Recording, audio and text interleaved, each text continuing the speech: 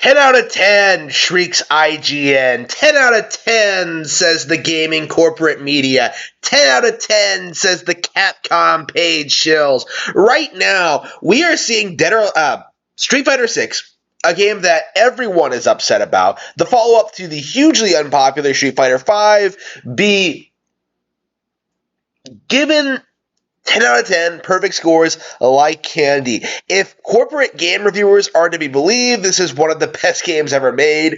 It's one of the best fighters ever. It's a solid new entry in the iconic Street Fighter franchise.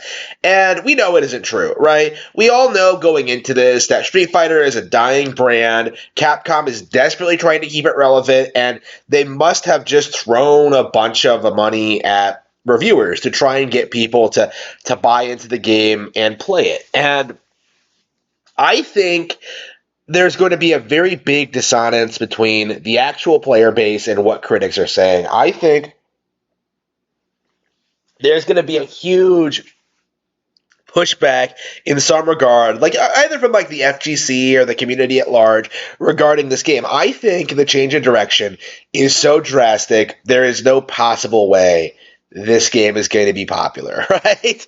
Like, to me, it just seems like the gaming industry is desperately trying to maintain the illusion that non-Nintendo gaming is viable, that it's the big hot thing, and right now they're just desperately throwing money at like everything they possibly can, trying to get something to take off, something to become relevant, something to become popular, so they can use it to weaponize against Nintendo.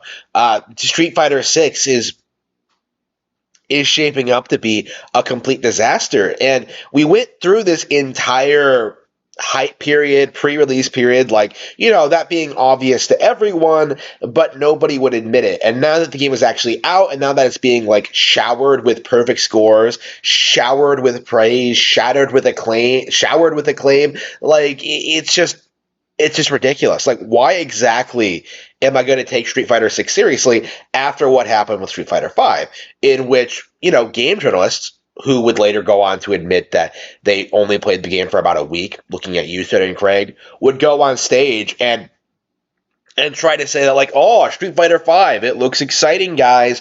They're not gamers. They're not interested in, like, the game itself. They're interested in trying to sell you a product. They're interested in shilling for Capcom, shilling for this declining video game franchise, desperately trying to get you to buy into it. And I think that gamers should be standing up for themselves.